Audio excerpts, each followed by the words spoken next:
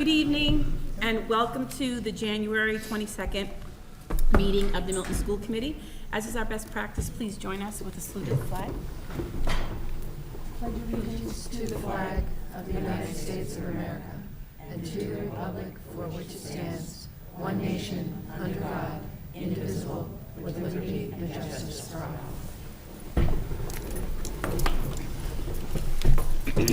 Okay, do we have anyone here for citizen speak? No, okay.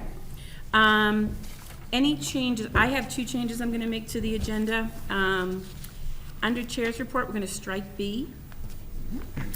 And we are also going to, under the superintendent's report. Yes. We're gonna add, no, school building committee. They're not on here. You had wanted me to strike it, but I don't think it's on. School building No, but committee what- statement of interest you are striking.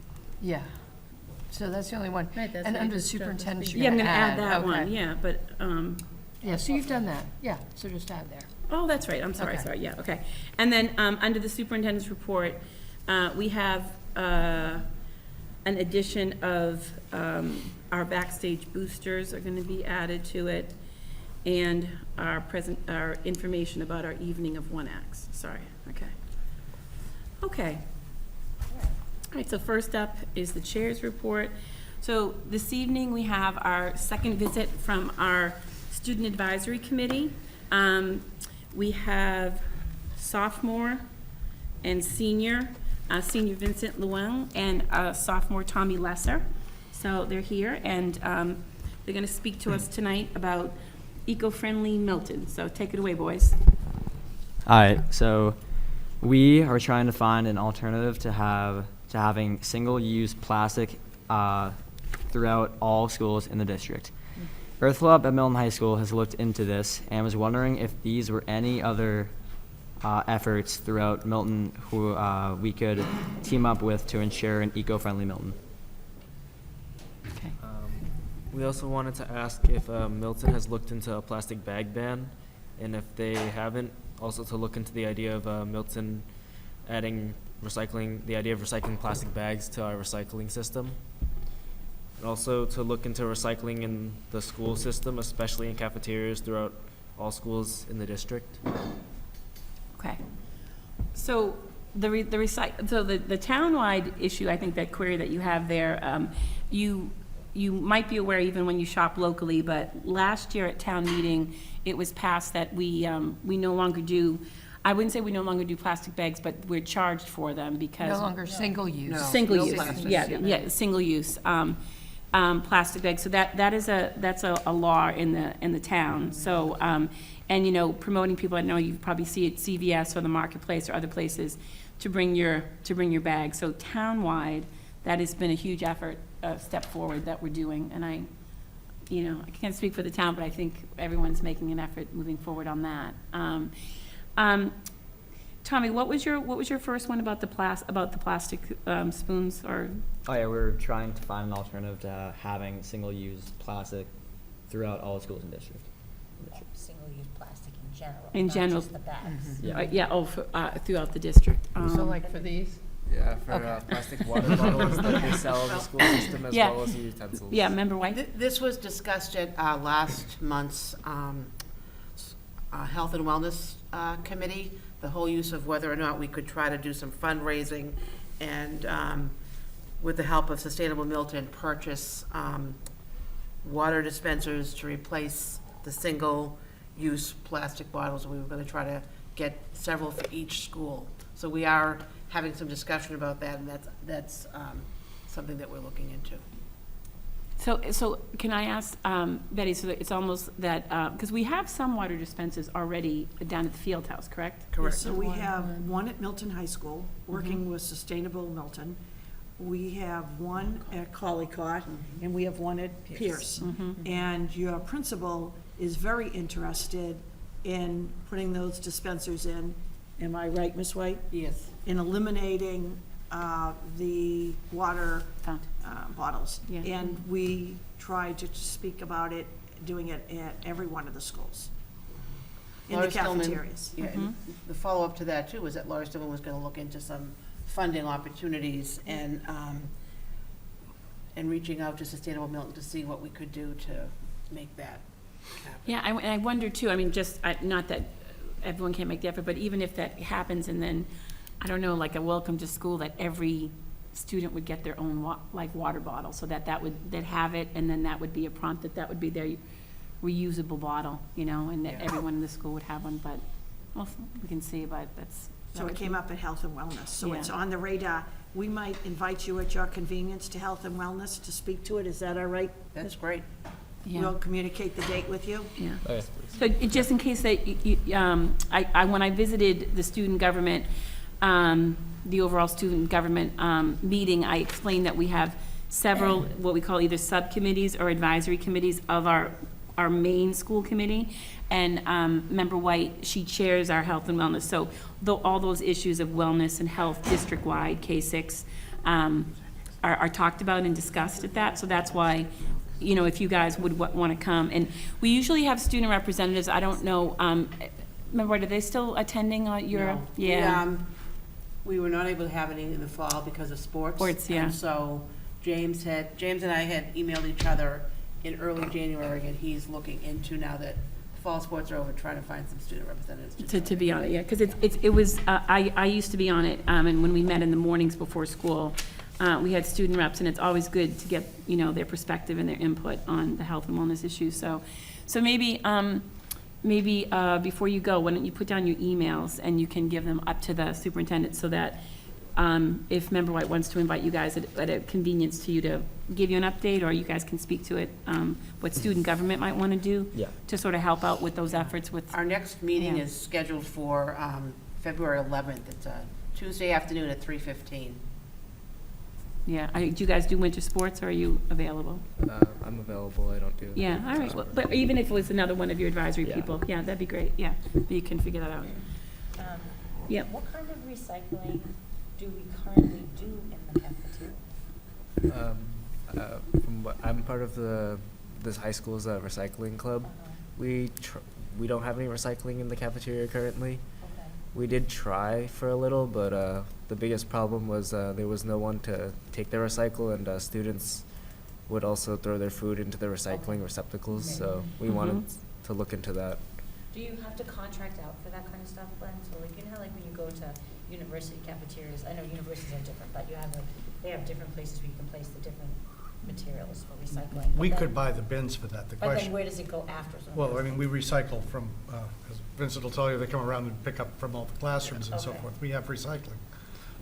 It's just a question of, you know, keeping it clean recycling That's what I need, right, is the issue. okay. I mean, we could easily buy the bins to have, you know, trash here, recyclable here, et cetera, but you'd almost have to have someone there sort of teaching people how to use them initially, till they get in No, the it's habit of doing it properly. Yeah, it is, yeah, and ensuring that it goes properly, yeah. Vincent, but so are you the chair of the, you guys have a recycling club here at the high school, Yeah. correct? And we wanted to like have the club started at other schools. I'm not sure if it is a thing at other schools, but I'm the president of the club at the high school. Yeah, there was one at Pierce as well, is there not? Dr. Spalding, I think there used to be, yeah. Green team, there's definitely a team of students who take care of the recycling bins, but Green Team that also did outdoor classroom did a lot of other environmental initiatives as well, like recycling and things like that. Well, maybe because it's a cafeteria, and I know, like, Director of Food Services, Jackie Morgan sits on Health and Wellness, maybe you could, if you come to the meeting and talk about that too, but how it could maybe better be implemented, or steps like with maybe the recycling club and other efforts to, put a best practice in place. Vincent, does the recycling club go into every classroom at Milton High? Yeah, any classroom that is open, and sometimes we even ask the custodians to unlock the doors for us, and we also try to pull out the bins. Vincent might as well be a member of central office. I have been around, and we are so appreciative. You do a great job, the club does, so they do it. They do all of the recycling Yeah, out of the classrooms at Milton High. You're to be applauded. yeah, that's awesome. So when you said other schools, I was wondering like what other high schools, like in other districts? Like, are there any other student-led initiatives at other local districts around us, I wonder? And like, what could we learn from them? Because I do think in order to get to the point where you would know how to sort things, you need to start young. You need to start training them, in elementary school, like how to do that, so that by the time it becomes second nature to you. One point that my club advisor brought up for recycling club, in the past, I didn't get to do it, but my predecessors, like the president before me, they visited Hingham and they said they have like a system already set up with recycling in the cafeteria and everything. And they also have a similar team. It was like a whole event where the schools came together and like talked about like the clubs against each other. Okay. Well, that's something else that maybe you can put on, maybe we could work on that. If you could do a site visit or even, I don't know, Superintendent Gormley, but even invite, kind of like what we did with technology, if you, Vincent, want to make an initiative to like reach out to local high schools, I don't know, like Dedham, Canton, North Quincy, Quincy High, whatever, and you could have like a little organize a date and a time to have a little, Practices. a little summit here and bring everyone together to share their best practices of what they're doing at other high schools and ask what they're doing, how they're implementing it, who they're partnering with in their district, and get some feedback from that. I think if you reach out with the superintendents and maybe, especially a lot of it might be not just the whole district, but I know a big portion of it in the cafeterias too, and maybe between Mrs. Morgan and the superintendents, we can organize that. And maybe speak about that too at Health and Wellness, and that'd be like a good initiative, because I think, as Member Eberhardt said, if you get feedback from other districts, you can learn a lot about what we could do. So would you be interested in that? Yes, We very need much. those young kids. Remember Yeah. those young kids that presented to us about the trays in the cafeteria? They were scout troop? Were they Yeah, the Girl Scout Scout troop, Yeah. yeah, We I need to spoke get at that those Girl kids. Scout troop, yeah. troop? Yeah, they worked to eliminate, and I think Mrs. Morgan was part of that, eliminated at Cunningham in the Collicott, right? Yeah, Or everywhere, I don't know. yeah, I do remember that last year, yeah. Yeah, Okay. it was they implemented the biodegradable trays. That's what it was. The problem is that Milton Milton burns all its trash. Oh, So, in fact, biodegradable trays don't help, because the company that takes the trash away from this area of the country burns it. So it's not going in a landfill where it could degrade properly. So you're also running up against how we dispose of it. Vincent has something else to say. yeah, I'm sorry. Back to also about the biodegradable trays. I was also talking to Jackie Morgan Mm-hmm, a couple months back last year. She wanted to set us up to collect it, but then I think she said to stop due to it that. being burned. Mm-hmm. But she wanted the help of Earth Club and Recycling Club, and there was another club, but I think it got disbanded last year, that revolved around eco-friendly behavior in our community to help Mhm. collect that stuff, and maybe even do a compost for the school, and then grow a garden. I believe was Yeah, to she did- tie she us did to that, garden yeah. club, Yeah, and that was like a thought, but I don't think it worked out because it kind of died out. Well, yeah. at Health and Wellness, that would be a perfect next step for you to bring these ideas and see where we Initiatives, can yeah. go. Yeah. So before you head out, you guys definitely give your emails, and then they can cascade them out to Member White, and you guys can put on the agenda, okay?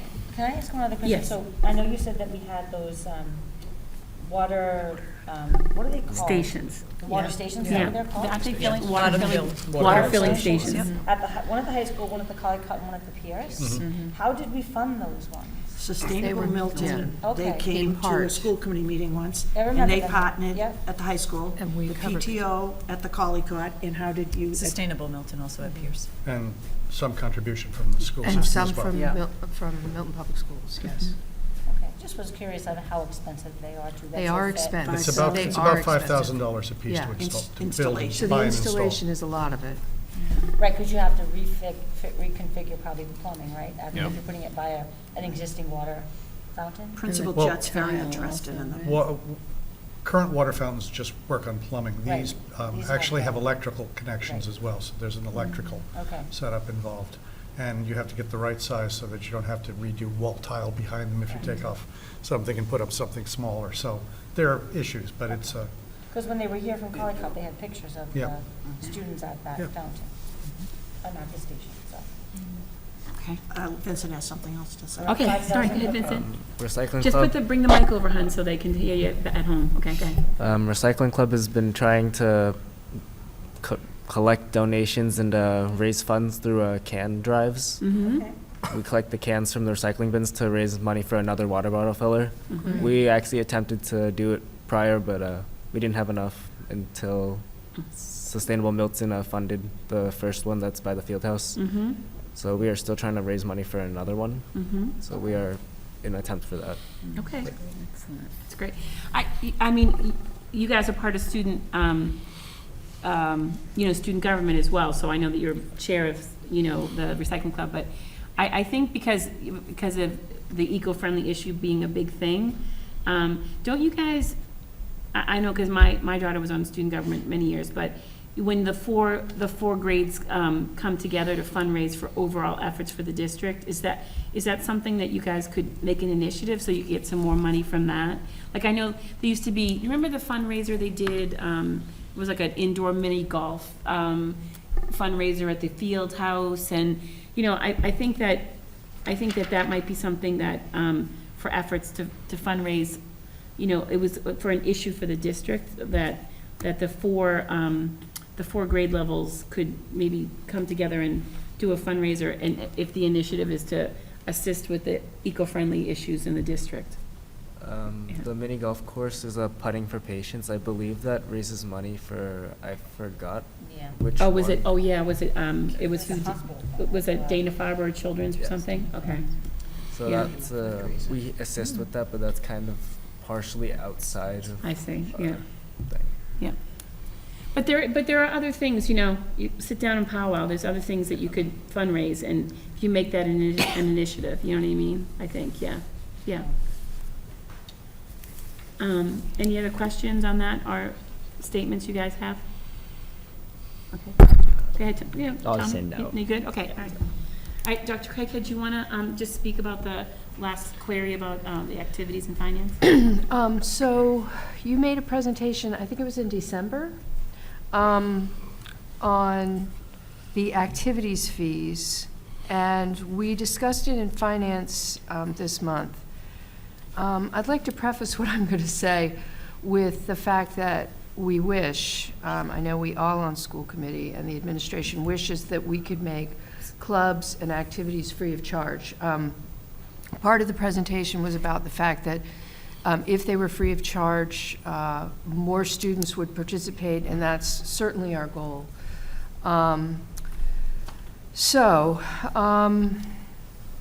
First of all, they were cut last year. For those of you who don't know, some of the clubs and activities were cut in the very tight budget situation that we had last year. And I'd like to thank James Jett, principal of Milton High School, for basically serving as a fundraiser to try to get all of those clubs and activities funded. I think a few were cut, the lower enrollment ones were cut, and we didn't have quite enough money to run all of them.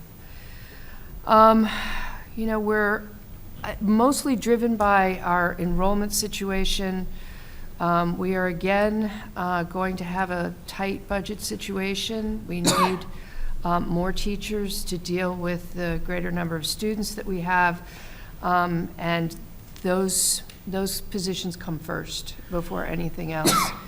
So what we're doing right now is to follow up on payments to make sure that the fees are paid for clubs and activities, and to be really more vigilant about that than we have been in the past. Even if we do gather all of those student fees for the clubs and activities, it doesn't begin to cover the costs for the advisors for those particular clubs. So I know it's a downer, but that's really where we are with the student activity fees right now. So, I mean, and just in case you guys didn't know that, legally, we can't, like, a club can't run unless you have, an advisor, you know, like, in the high school to run it and to oversee it. So that's really what, the activity fees pay for, because our overall tight budget, you know, can't fund all that. So I think currently now it's $25, to join a club. Dr. Spalding, is that it? For the year? With a cap at 50. Oh, yeah, so 25 for one club, and then a cap at 50. And at 50, you can join as many clubs at the high school as you want, but that's kind of where it is right now. And that's only so that we can have the advisors for clubs to run, unfortunately, yeah. So, but we're always keeping it in mind, as Dr. Craig had said, yeah, working at it. Right. Yeah. Okay, any other questions on that at all? Yeah, okay, you can take that back to the council and let them know, okay? And maybe we can have a follow-up, like from Health and Wellness, if we go to Health and Wellness. And Yeah, we can yeah. think a little bit about those water stations and fundraising, I don't know. Yeah, so There might be if, some way to yeah, think if you about it. meet, if you do go to Health and Wellness and whatever comes out of that, I'm sure, Member White will give us regular updates for Health and Wellness, but the next time, that student advisory comes, to school committee, which is, what's today, this is January, so probably, I think in March, either end of February or March, we'll put it on to just have maybe an update, if it's not you guys or other members, just give us an update of maybe what's happening with things moving forward. And Vincent, since you're always up in Central, like, you can definitely get that summit going to get feedback from other districts, so for some ideas to maybe, you know, better be able to implement things, okay? Okay. Okay, great. Thank you for coming. Thank you for coming. Okay, next we're going on to the superintendent's report. And I'd like to welcome our guests of the superintendent to the table. Parents, guardians, advisors, students, please pull up chairs. I'll turn it over to you, Joanne. Mr. McCarthy? Welcome. Very exciting night. Is this the night of Milton High School? I know, it's great. Okay, thank you for having us. We are the board and founding members of the high school Backstage Boosters. I'm Tom McCarthy, I'm the president. I'm Bernadette Bentley, I'm the vice president. Dave Leggett, I'm the treasurer. I'm Joanna Weiss, I'm the secretary.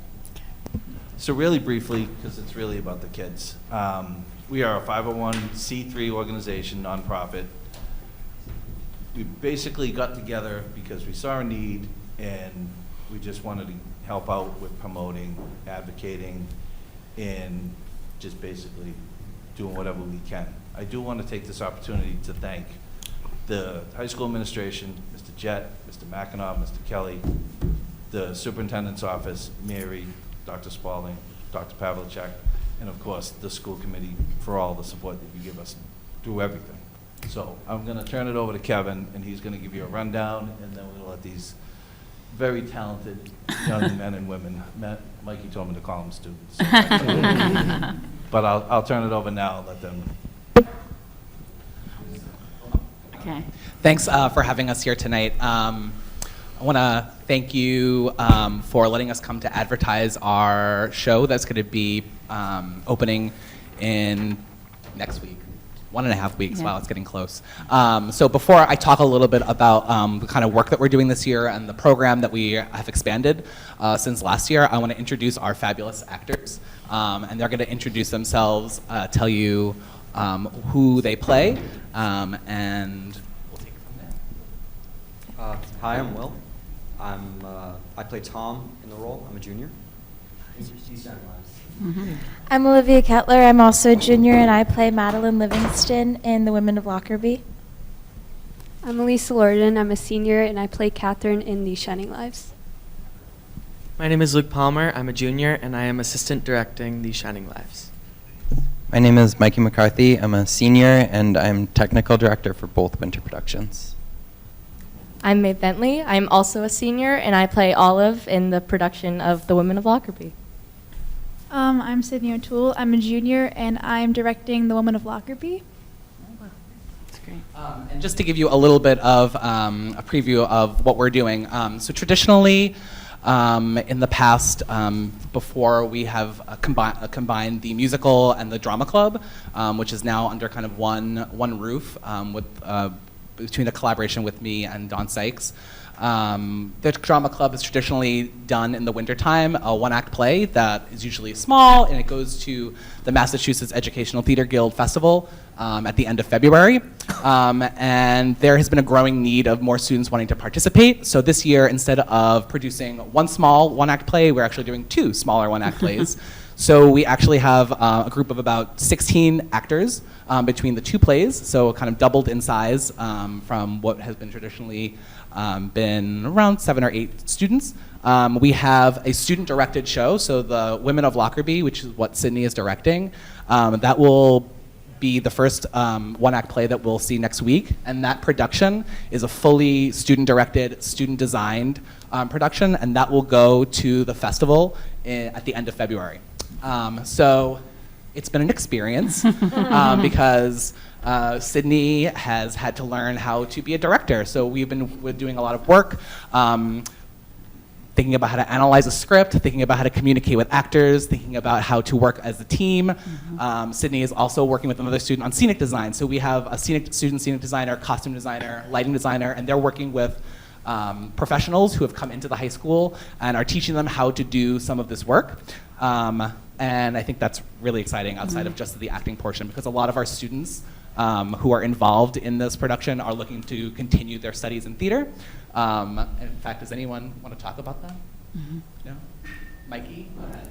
Go ahead. So I hope to study stage management in college next year. Yeah, that'd be great. Yeah, I hope to major in theater in college.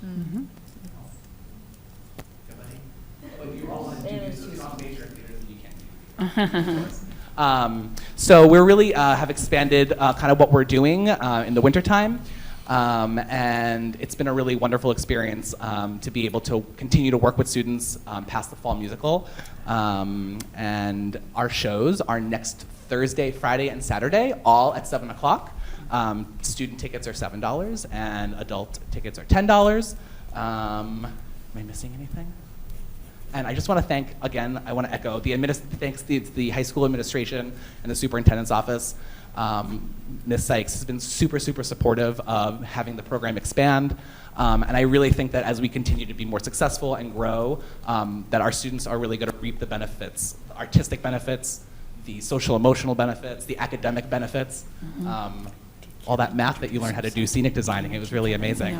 All those, So, Yeah. Kevin, would you introduce yourself as the man behind Yeah. all of these The mirror. producers and shows? Yeah. You would- Share with the public? You would Yeah. think that as a theater director, I would be public speaking, I know. My name is Kevin Black, and I'm the director of the theater program. Yeah. Yeah. So I also want to know that you haven't spoken to the fact that you're expanding and doing another musical beyond this, which is a first Yes.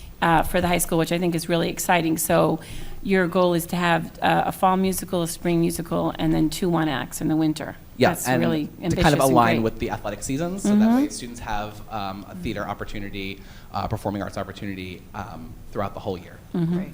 Yeah. And I also am very interested, like Mikey, I know that you're like big tech guy, but I think it's great. Have you brought in people from the outside, you said that can oversee and advise in tech and in costume design and stage design? I think that that's really great, because a lot of people don't realize when you're, people in the theater, you just think, okay, well, I sing, I dance, whatever, but I think it's so important that, it takes a village to put on a show, and your tech director is just as important as, your lead soprano in a show or your lead actor, because it really does take a village. And your stage manager, what I learned, because I acted growing up, once in the more professional level you go, your stage manager runs the gig, and they are the boss, and they, learn all of that. So kids who stage manage, which they start at Pierce and then move up here, the leadership skills that they gain in doing that is like beyond anything they'll learn in a lot of other areas of their education. So I think that that's fabulous. And I wanted to ask the parents, What other fundraising, are you doing anything in the spring? What other are you going to try to start fundraising more like athletic boosters do, or do you have any plans? Maybe speak to that. Sure. I mean, we started to do a lot of fundraising with the Addams family. We had Mhm. an incredibly successful raffle with some terrific donated prizes that did really well for us. Our concessions, our fundraising. Mhm. We fundraise through program ads in the program, Mhm. and we're soliciting support from all around, and it's really great. Even some direct parent donations, and from everyone, sort of top to bottom, including of course the people in this room. I just wanted to add that Milton is incredibly fortunate to have such a strong theater program from middle school on through high school, and so much support. We've got the Pierce Player shows coming up this weekend. Wanted to put a little plug in for them. I think that opens tomorrow night, and then following up the next weekend with the one-act plays here. So there's just a ton of theater, and that really benefits the audience. I mean, we really hope that students from every age will come and take advantage of these shows because they can really learn a lot just from being in the presence of live theater. Yeah, that's great. So a little secret, Ms. Weiss, we have a meeting tomorrow, and I don't know if you took total responsibility, but there's a rumor, and you did a phenomenal job, the parents sharing the curriculum at the middle and high, and there might even be in some classes homework passes for attendance at the events. And so that's just encouraging attendance, and then students will find out they're theater lovers. So that initiative, I appreciate. Tomorrow we're having a follow-up meeting. I heard you had a meeting today, but very innovative. Sharing those curricula before the presentations was invaluable. So that's at the middle and the high, that if middle school students and high school students come to see the one acts, they get a homework pass, right? Well, that's teacher dependent. Yeah, okay. But even reaching out, even reaching out to the middle school English and history teachers was very, very creative, and I can only imagine the impact it will have on the students who go. That's great. Attend. We wanted to add that we're also reaching out to local schools, Fontbonne, Milton Academy, some of the middle schools, private Catholic schools, to see if we can get even more students at it. And we're also having a general meeting on Monday, so we would like to get as many people as possible at the meeting to help support the theater program. It's here at the high school at 7 o'clock. That's great. Oh, yeah, and we're also reaching out to the senior centers. So that's we're offering smart. discounted tickets, $5 for the seniors to attend. So That's we great. really want to fill the auditorium. We get a lot of people for the musicals, not as much for the dramatic productions, but they're equally as valuable and have equal amounts of talent. So please spread the word.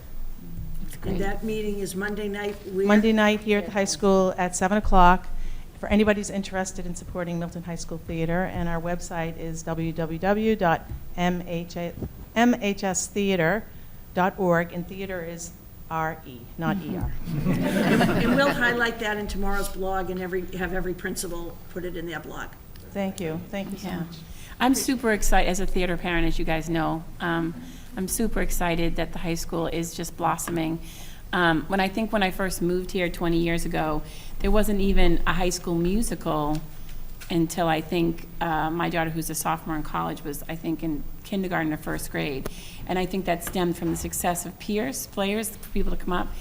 And when I see, what a powerhouse you guys have become, and very grateful that you guys are starting, what a fabulous idea to have a boosters for the arts. It's awesome. I just think it's super exciting, and I'm sure it'll take off and do extremely well. Yeah.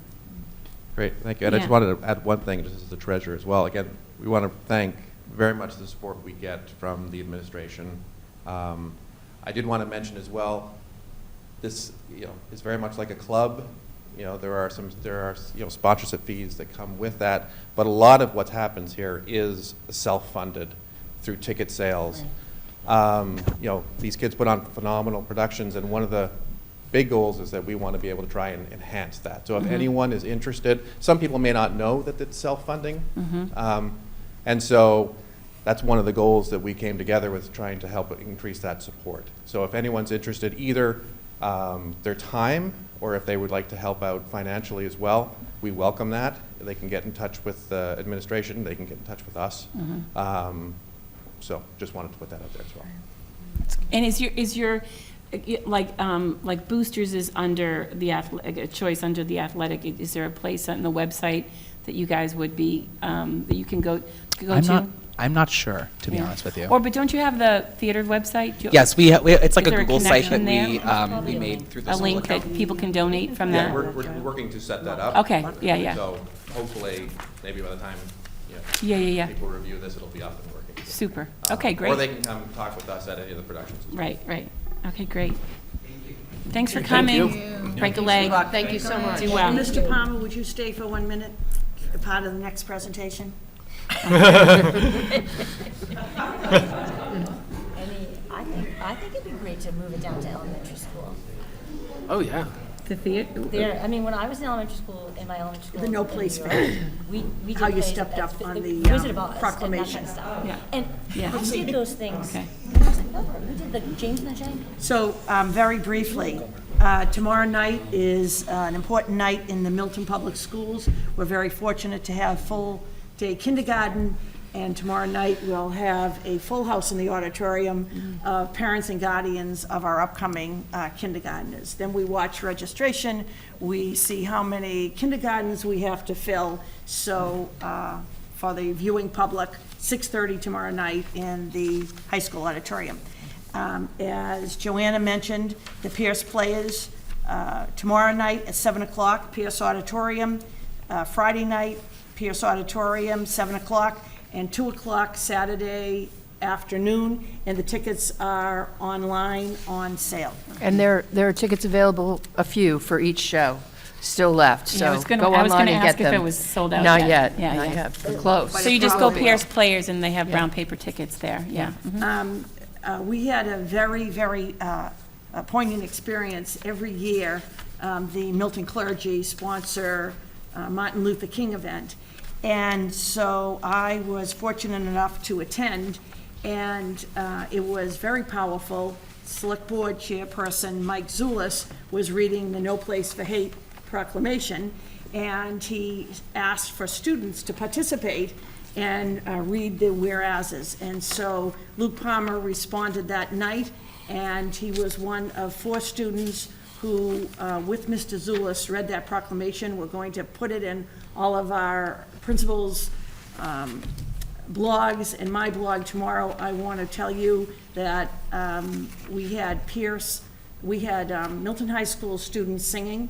We had Tucker and Glover students singing.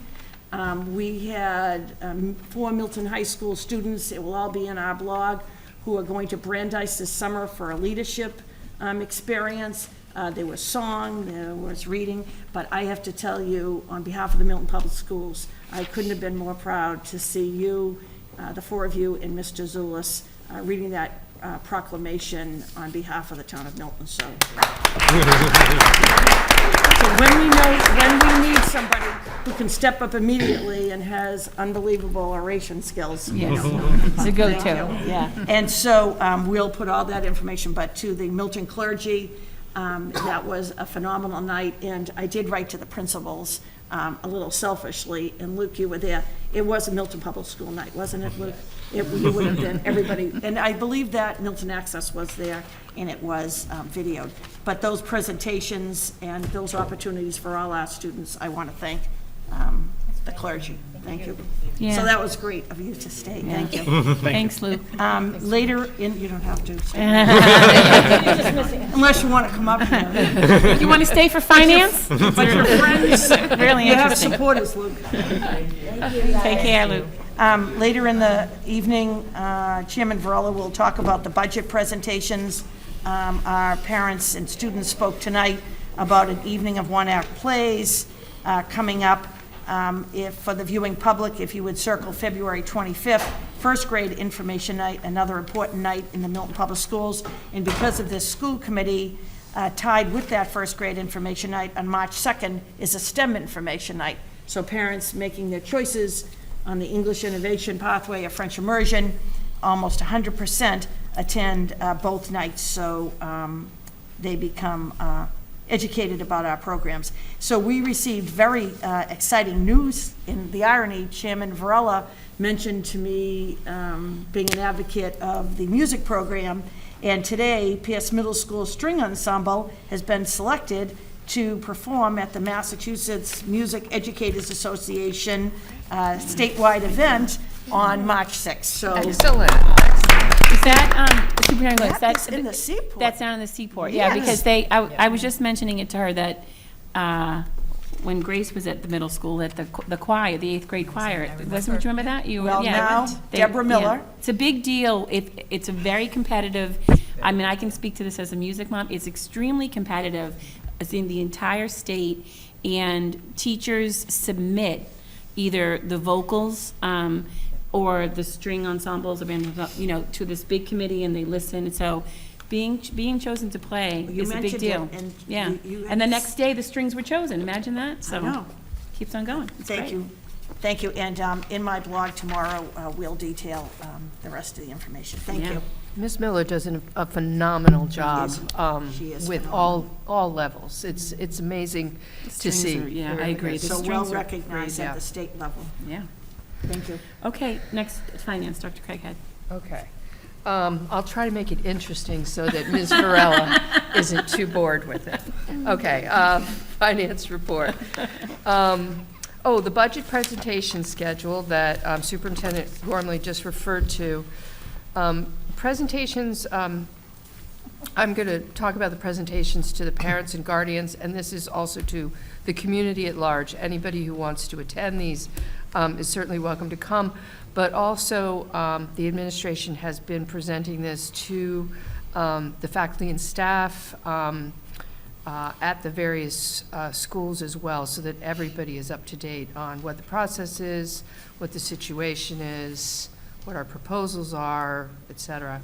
So the upcoming presentations to the community at large will be on Tuesday, January 28th at 6:30 at Tucker. That's the first one.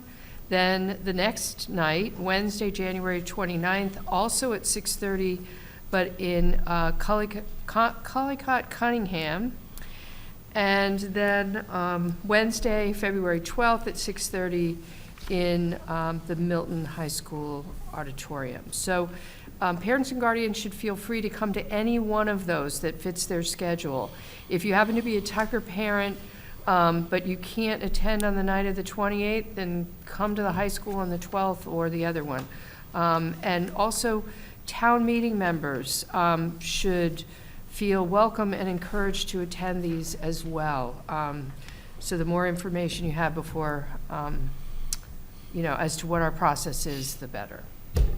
Okay, so the second thing on my list is the approval of the vendor warrants. But before I get to that, I'd like to say that we didn't meet, Finance Committee didn't meet this week. We will be meeting next week, and we will be meeting with the members of the warrant committee who have been appointed to the schools. They're sort of a subcommittee of the warrant committee for the school committee, for the schools, and they're going to visit the finance subcommittee. It's all very complicated, but a lot of committees. But they will be visiting with us next week. They have our budget books, and they know all of our asks, and so it'll be more of a Q&A situation than a presentation Do you know who the situation. members are? Let me see if I can do this. Scott Johnson, Okay. Clinton Graham, and two other, Christine Gimber, and one other member whose name I can't remember, and I'm sorry, I apologize. Thank you for stumping me on camera, Betty. I appreciate that. I didn't see an email back. Oh, I saw a list, but it was basically a grid from the warrant committee that had X's next to the names of the people who were assigned. So you had to sort of go and look through the grid as to who had a check next to their name for the schools. I think we all got it, but it's a big grid, and it has the X's next to who's to school, to fire, to, Right. yeah. So you can look on that. Dr. Palaszczuk. Sure they won't hold it against you. Okay, great. And I will add that fourth name after we do the vendor warrants. So I'd like to make a motion. I'm going to do them both at once. It's Brian Foster. Pardon me? Brian Foster's the other. Oh, Brian Foster. Okay, thank you. And thank you to all of those people on the warrant committee, the whole warrant committee, because it is a big job to be on the warrant committee, but also especially the people who are assigned to us. Okay, so I'd like to make a motion to approve vendor warrant number 29, payable January 16th, in the amount of $430,827.49, and vendor warrant number 30, payable January 23rd, in the amount of $275,059.44. Second. Okay, second. All those in favor? That's 5. All those abstaining? That's 1. Thank you very much. Okay, and I think we're just going to go back to Superintendent I'm Gormley sorry. to make one. A third Milton High School event tonight. Member Eberhardt, we're doing this a little bit differently. Tomorrow, we're going to send you the Milton High School Program of Studies with an attachment of the proposed changes. And Principal Jett and the team has a proposal, and I'll send you the history tomorrow about speech and how it could impact English class sizes, to put it in hold as a requirement, only as an elective. And then he's going to come to our next school committee meeting, but anytime during these next 2 weeks, if you want to call Principal Jett directly or myself to discuss any aspect of the program of studies, do not hesitate. He'll be at the next meeting, and I'll ask for a vote to approve next year's program of studies for Milton High. Thank you, Chairman. Okay, next, Member Rosemarian, speaking about strategic planning. Thank you. So the Strategic Planning Committee met for its second quarterly meeting of the year last week on the 15th. And we had each liaison for each of our goals to discuss highlights and challenges that they're seeking and dealing with each of their goals. And we've got a few small changes to the goals and objectives that you have on your sheet here, and I'll go through those with you as I go through each goal. And I'm just going to give you sort of a quick recap of a lot that was discussed. Dr. Spalding and their Superintendent Gormley and Assistant Superintendent Pavlicek were all there, so please chime in if there are things that I forget, especially curriculum instruction. Dr. Spalding is our liaison for that group. The big change for the curriculum and instruction goal is under objective 1.1, and before it was about achieving English language arts proficiency for just third graders, and the number that was a goal, the percentage goal, was 70%. And so we've raised that goal because we're doing quite well. But we also are the district is doing a lot of work in the area of English language arts at all grade levels. And so we expanded that objective to not only increase the percentage of students that are found to be proficient as measured by MCAS, but also looking at it across all grades, and particularly grades 3, 8, and 10, where the MCAS is taken. So that was kind of an exciting change. It took a little while to figure out how to restate that goal, but you know, I think we should feel really good about that. This strategic plan is, as you know, kind of a green plan. It's a living, breathing document, and so each time we meet, it gets tweaked a little bit, and I think it just keeps getting better and better as time has gone on.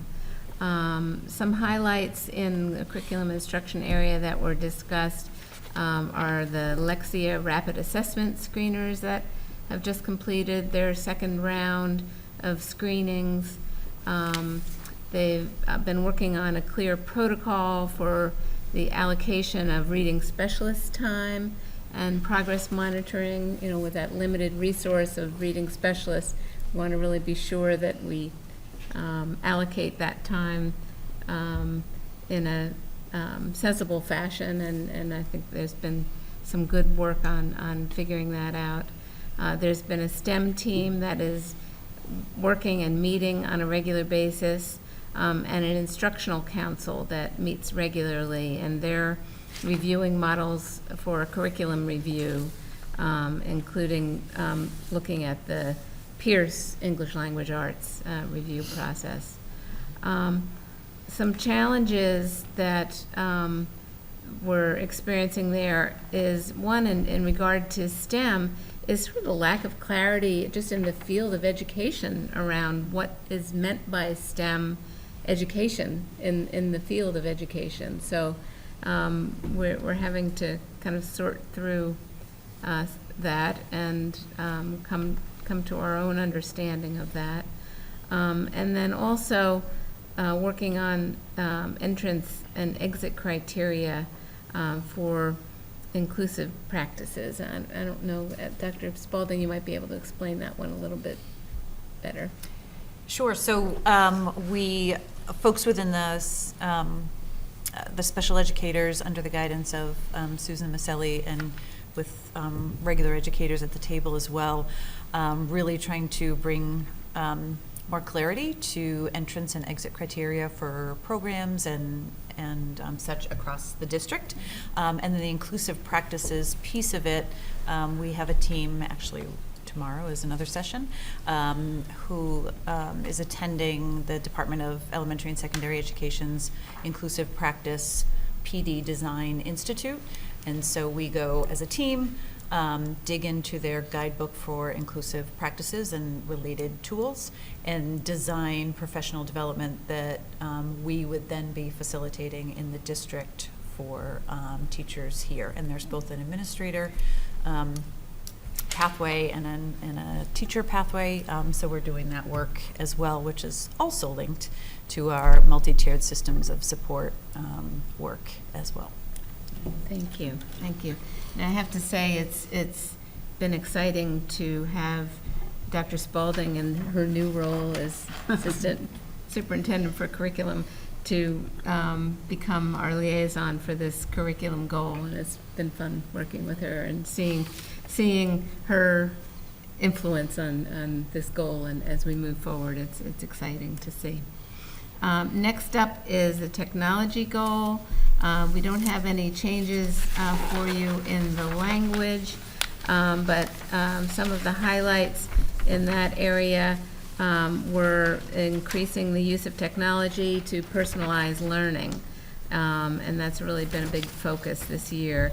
And Otis is an important part of that, the personalized learning, and there's a team that's working on developing that plan, and they're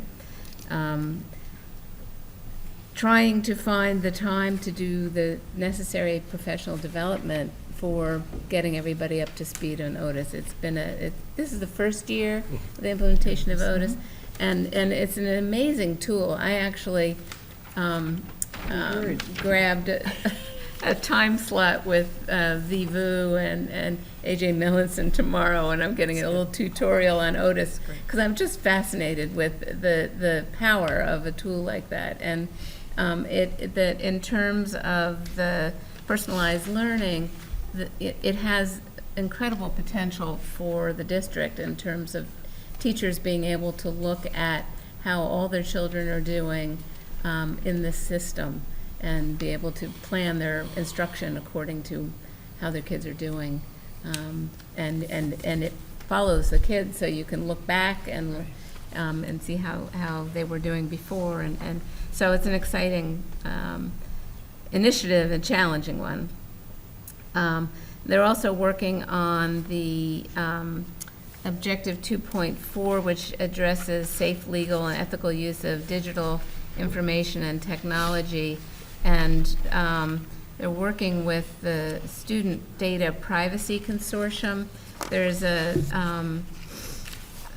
AJ would have explained this so much better than me, but there's a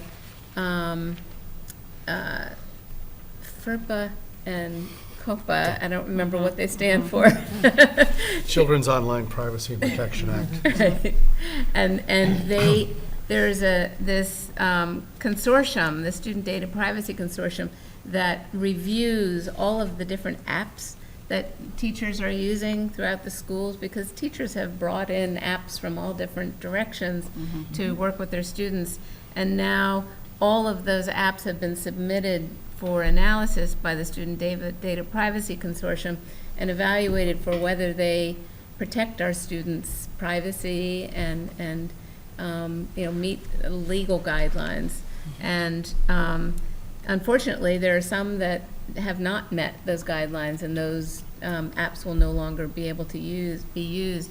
I actually saw one of the, there's a chart that AJ provided of the review of all of the different apps, and for quite a number of them, they were turned down, but their explanation from the company said, we're such a small company, we don't have the legal staff and the like to get ourselves up to that. But it's a new industry, and these are small startups that are coming up with some powerful apps that may come along and be added back in once they grow to be able to meet the standards. But really, if I may, and Yeah. I think an important part, the second part to that statement is that a lot of the companies have said, we are committed to privacy, and here's our privacy statement.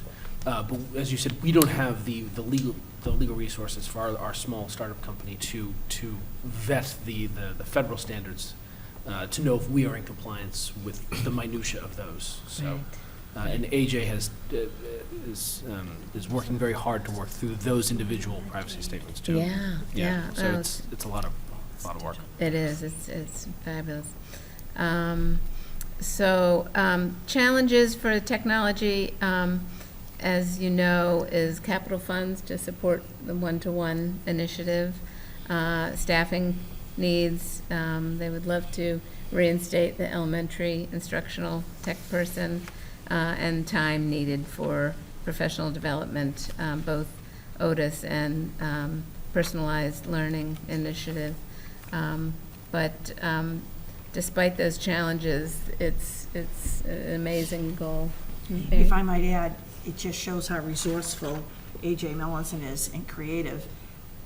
Without the second technology teacher at the elementary level, he felt that there were certain lessons that weren't being taught. And so at every school, we would have the career days once a year, and parents would come in and share their career. And so he asked if I would ask the elementary principals to give up that day this year. And he's going to have a digital literacy day. Parents, educators are going to come in, and I believe there are 4 or 5 digital literacy classes that he believes are essential, and every Milton Public School elementary student will be taught those lessons. So very resourceful and creative on A.J. Melanson's part. Yeah, fabulous. And again, if we had the elementary, again, he highlighted these 5. There would be a tremendous amount more taught by the elementary technology teacher, but he thought these were essential. Yeah, great. So that's that for technology.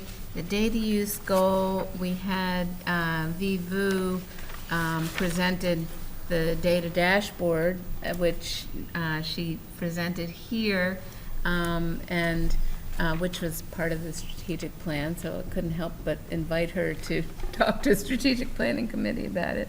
And it was a lot of feedback that V now needs to kind of process and bring back home to figure out, and some of the feedback was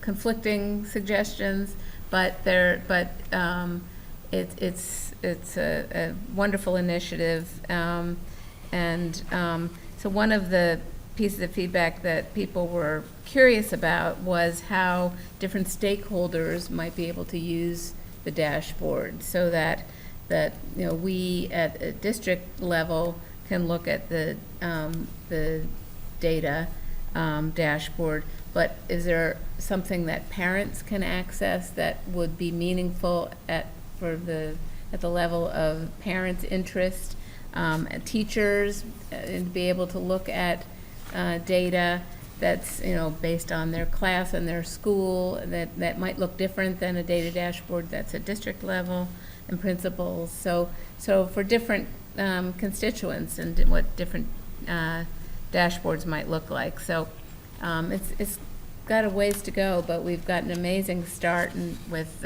V taking the lead on this, and she's also an amazing resource. We have some very talented people in the Milton schools. The next goal is cultural competency. That Elaine McNeil-Jemai presented. Some of the highlights were how the September 27th PD Day had a variety of topics and presenters with different backgrounds and focuses. Let's see. Oh, they're conducting, working on surveys to collect demographic and experience data from educators in the district.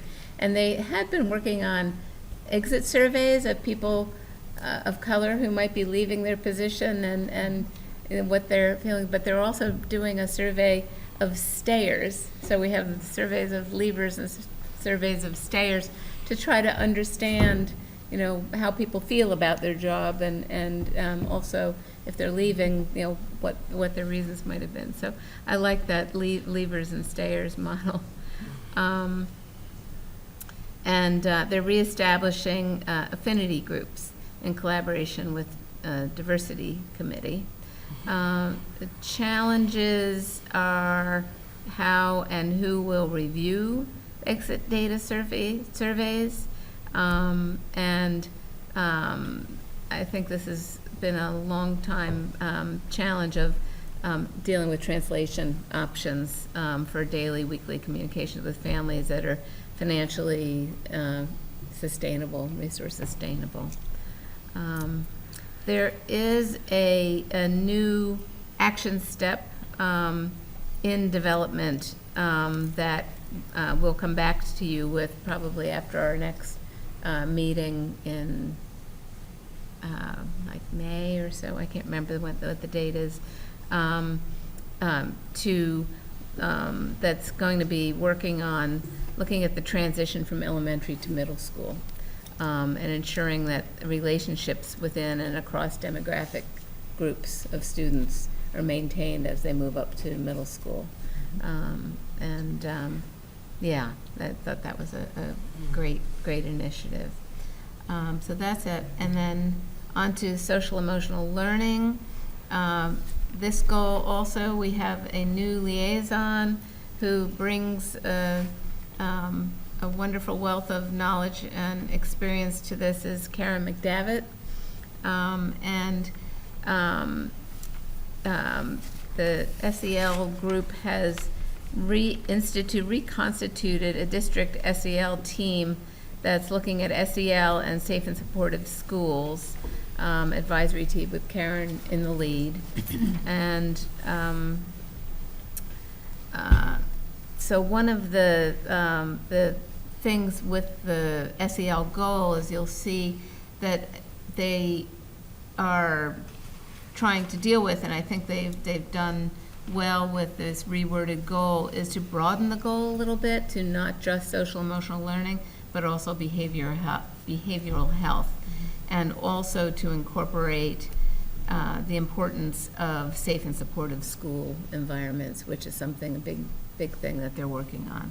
So they've reworded the goal to incorporate both of those in the draft that you have before you. There was also a former objective 5.2 that dealt with understanding and adoption of classroom SEL competencies, but that was sort of a beginner goal for objective for SEL as the district was just getting going with this, and they have been folded into the other objectives. So that will be eliminated. And last but not least is the facilities goal. And our goal is on track with the strategic plan. A lot of the efforts in terms of the objective 1 about space has been shifted to the school building committee, as you know. The maintenance objective, we're continuing to refer to our 20-year maintenance plan as a guide within budget constraints each year. And we have asked to have Bill Ritchie come to speak to the school committee in late May to just inform all of us about maintenance work that has been done this year, maintenance work that is planned for this summer and then for next fall, just to raise awareness of the great work that Consolidated Facilities is doing in maintaining our beautiful schools. And finally, the Sustainability Task Force is going to be delayed for 1 more year until one of our skilled facilities advisory committee members can take on the leadership of that effort.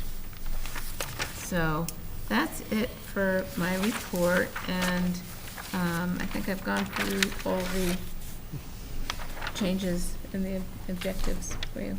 Any Thank you, questions? Ada. Thanks, Ada. Very detailed, great. Anyone have any comments, questions? I would just like to say that I miss working on the strategic planning committee. I think I really can't thank the whole group enough that we have such a resource and that it gives us a plan and a vision and a guidance as a district is so important, because no matter how things change or what happens over time, the school committee members come and go, we have a vision. And that's so important for districts to have a vision and a plan moving forward. So I thank you for your continued work, and everyone on the committee. It really is quite a committee of people. My only question was the whole data thing, and just a little bit of caution about that piece. Like, you know, when Dee came and she presented the dashboard, I thought it was very comprehensive. There were even questions, though, that I had about things that we had discussed previously that were not part of the presentation, and I just worry about thinking about the stakeholders and wondering that at that macro and micro level how much we expect of her. That's my only caution. I think it's what, as a parent, I used to dissect those things on my own, look at MCAS and look at trends for my children through the years, just because I'm strange that way. And it was interesting to me to see the things that stayed the same and the things that changed. But I do caution that, because data is a wonderful thing, but I think she has a good sense of what we need as a district in terms of the macro and micro. And I'm not saying we shouldn't consider other stakeholders, but it's just a note of caution. It's a lot for one person. And I want to be clear with those boundaries and those particulars for someone in terms of that piece. That would be my only concern. Yeah, that's a great point. And can I just ask one question too, with, again, echoing how great now that the plan is, you know, in place and the team that you have. But I know when we attended the MASS conference that sharing the overall strategic plan with with the town administrator and the finance team and even the warrant committee was a valuable recommendation, so that when we continue to do budget and multi-budget year asks, that, you know, we can reference the strategic plan as to why we need the funding. It's been in our strategic plan, and a lot of them referenced it's in the strategic plan. We've given you the strategic plan, you know, and so it's just it's a valuable source, so that the other town employees have that, so that when we're, you know, at the end of the day, it's all about the money sometimes of how we're going to fund our strategic plan, so that they're just aware of it. So that, I know we have the master copy, but when it's updated, just to continue when it's updated to just give those to those town officials. And to staff too. Absolutely. You're right. You know, it just, I just thought it was a key point that when they talk about finance, and that they can't say that they're not, that it's not, it's right there, you know, like they're aware of it, and that this is this is all the aspects of Yeah, it. just like when we go to capital improvement, and looking at those funds, what's in the 20-year plan, it's like, well, this is the year we need to do it, Yeah. kind of thing. So it's very helpful. I noticed in the School Building Authority's statement of interest, they ask, do you have a plan for your facility? It's like, It's like, yeah. Right here. And I do think the facility, I know that Sheila pushed hard on that facilities, but I see how it plays out in other towns and in other districts. Having a facilities plan, and especially when you have a population challenge, is so important. Because then it leaves you at least with some room to think about it and not faced with some crises over and over and over again. Yeah, So and thanks I for just all think that, as a school Ada. committee, it's our responsibility to the town as a whole to show that we're strategically being, crossing our Ts and dotting our Is and doing the right thing, so. Thanks for all your absence. You're kind of our Chair? guru in both places on that. Thank you so much. Oh, yeah, Just Dr. a couple comments. I think the fact that we do have a facilities plan, I think we owe a debt of gratitude to some of our former leadership, the Select Chair Zulis and former Chair Walker and former Vice Chair Padera. It was during their leadership that sort of got going and finalized. So, I think we're appreciative to them for their foresight that we have it. I was thrilled to see our, as you said, this is a living document, our curriculum and instruction grades, or rather plan and benchmarks evolve with our test scores. I think that's exactly what we're looking for. And to Dr. Craighead's point, I think after a town meeting, it's sort of that catharsis. It would be a great time to sit down with Capital Committee and talk about what's on the sort of approaching horizon for our capital plan. Right. There are a couple of roofs, there's a couple of large HVAC units, I think, that are, they're now, I think they've now crept into the 5-year window, or even closer, so. Yeah, this is great. It's great. And I miss being on the committee, too. Yeah, right? Yeah, I know. I always have to give a shout out to Steve Paxia, who was our guru on this, and really he was the one who taught us about having an evergreen plan and that having it being a living, breathing document, that it's not just something you finish writing and put it on the shelf and say it's done, and it really has become a helpful document for many reasons. Yeah. Reminds you of what you're working on. And to think that Spencer Blasdale and Steve Paxia continue, I think it has to be 6 or 7 years with us and continue to come to the meetings. It's great. Bravo. Yeah, major bravo. Okay, Member White, Health and Wellness, off to you. Well, our last meeting was January 6th, and as a little aside, Laura Stillman took these minutes because she had said to me in December, if you ever want me to take minutes for you once in a while, and so she walked in and I said to her, Laurie, how would you like to take minutes? Little did I know she was leaving for vacation the next day to Mexico. And not only did she take the minutes, but she got them back to me that night. Wow. So applause to Laura Stillman, who is just a wonderful member of our committee and our community. So the first thing that we discussed was that Jackie Morgan reported that she had successfully applied for a grant to the New England Dairy Council. She's getting another station for the breakfast program, which she's always advocating for improving the rates. This one's going to be at the high school. It's going to be in the front of the high school when you're walking in, and they're getting a free tablet for a point of sale system. They're going to be offering bagels, so you walk in, imagine the toasted bagel smell.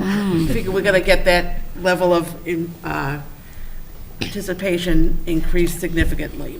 But excuse me, I want to tell you that the chocolate chip bagels aren't going to work because she reported today they burn the chocolate chips. So she's eliminating those from the menu of bagels. Well, they're not my favorite, so I don't really care. We get daily updates. Okay, so yeah. funny. Bagels are available at the other cart. I don't like chocolate chip cookies. All right. Okay, and then the next part was the sustainable, water dispenser discussion, which we've already had this evening, so I'll skip that part. And then Noel VQ reported back on he had done some investigation for us about improving cooperative and positive play at the elementary schools and looking at providing professional development opportunities for our recess aides. And he looked into 3 different outfits that offered these PD opportunities. And really, I think his thought process was that a lot of the material's already available. Some of our staff are familiar with it, and he thought that with some help with and time, that we could replicate these kinds of professional development opportunities for the recess aides. And so one of the things that they talked about was that Holly Concanon is principal of Collicott. She allows time once a week to meet with aides, but a half an hour every week, and that gives them the opportunity to talk about issues at recess. And so they're going to be looking into that some more and reporting back to us in our March meeting with recommendations from both faculty and staff. And then the next item of business was Ada and I talking about the green space at Cunningham Collicott, which you all know about, so we'll skip that. And then Laura Stillman, as the director of the Milton Substance Abuse Prevention Coalition, presented data from the parent survey, and we had a discussion about that data. Principal James Jett said that he had the support of Superintendent Gormley to require new parents to watch the video Teen Safe, which is produced by Children's Hospital, to educate them about the dangers of youth substance abuse.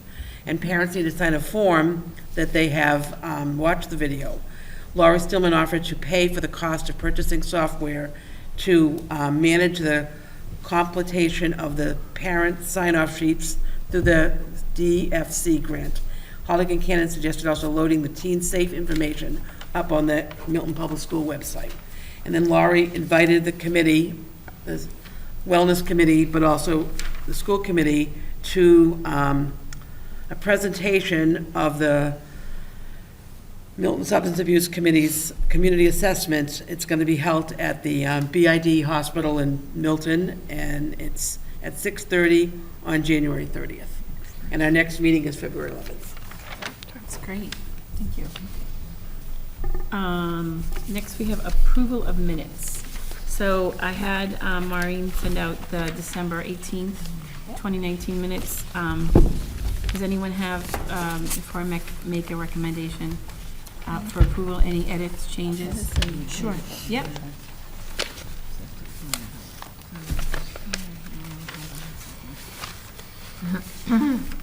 have to find where my notes are.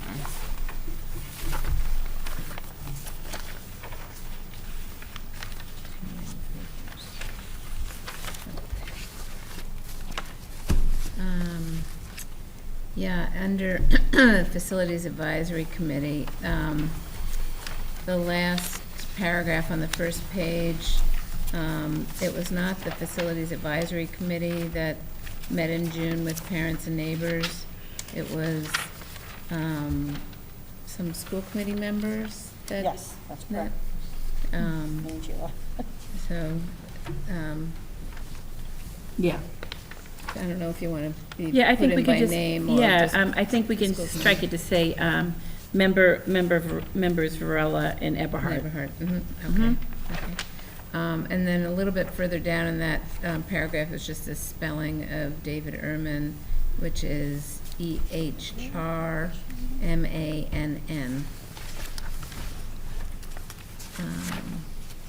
Then the next page, the top of that page was searching for volunteer architects for the CC Green Space Committee, not for the Facilities Advisory Committee.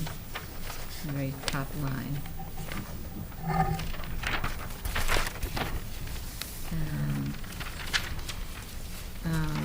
On page 3, the second paragraph about the original, where it says the original space plan has been reduced. It's actually the original turf area has been reduced from 9,400 square feet to 8,000.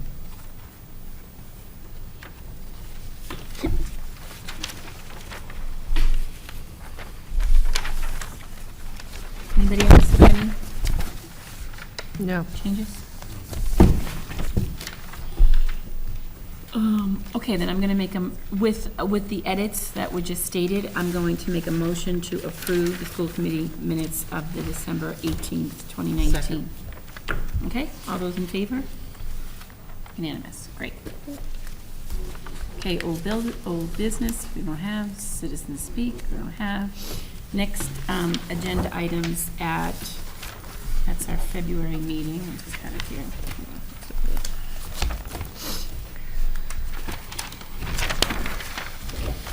So we have, our Tucker Site Council, will be presenting, and then also, Mr. Jett will be presenting again on that Milton High School Program of Studies. Yes, so we're moving that up from the 26th to the 5th. To the 5th. And then you've already voted the school calendar. Yep. Anybody have anything else that they might want to put Yeah, on? the school building committee may want to come back. Okay. And at that meeting, if that's okay, Mhm. around the statement of interest authorization. I'll have to check and see if they feel like they've got enough done to do Okey doke. Yep, we have time for that. that. Okay. Okay. All right.